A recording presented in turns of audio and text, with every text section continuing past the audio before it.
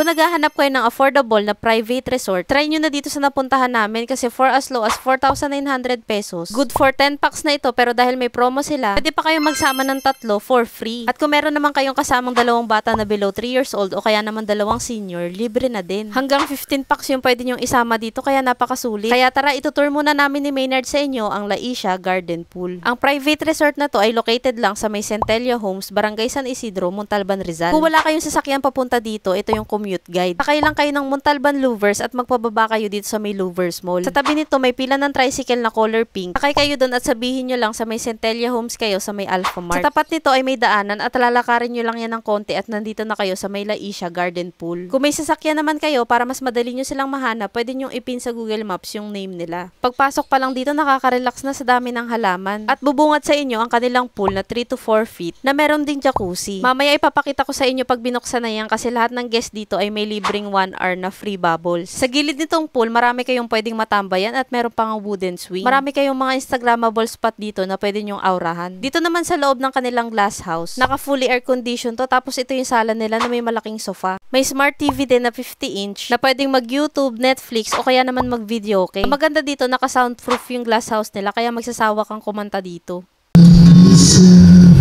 Ano yun?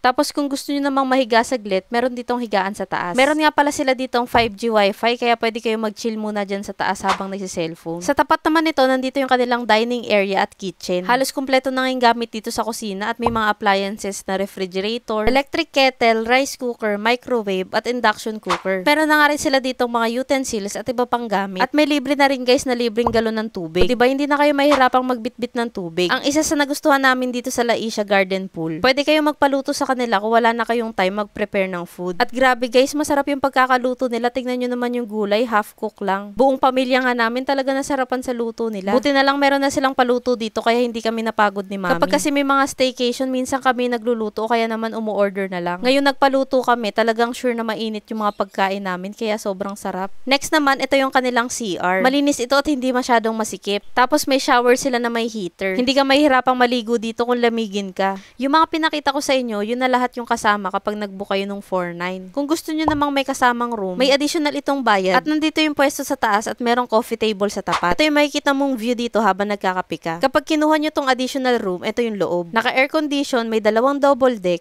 at may smart TV na 42 inches. Pag nag-book nga pala kayo dito guys, may form na pasasagutan tapos may libre kayong lotion, shampoo and conditioner, tsaka sabon. Sobrang na-enjoy namin yung pag-stay namin dito sa may Laisha kasama ng pamilya at mga kaibigan. Ito nga pala guys, yung 1 hour nila na free bubbles. At na mabubuk dito ay may libreng 1 hour na paggamit nitong jacuzzi. Sobrang nag-enjoy talaga yung pamilya namin dito kaya kahit umuulan, go lang. Kaya sa mga balak rin po mag-book dito, mag-message lang po kayo sa kanilang Facebook page. Mas maganda na agahan nyo yung pag-book kasi talagang punuan sila dito sa ganda ng offer. At ito pa yung ibang rates nila kapag holiday, weekend o kaya naman overnight. Paki-post nyo na lang po para mabasa.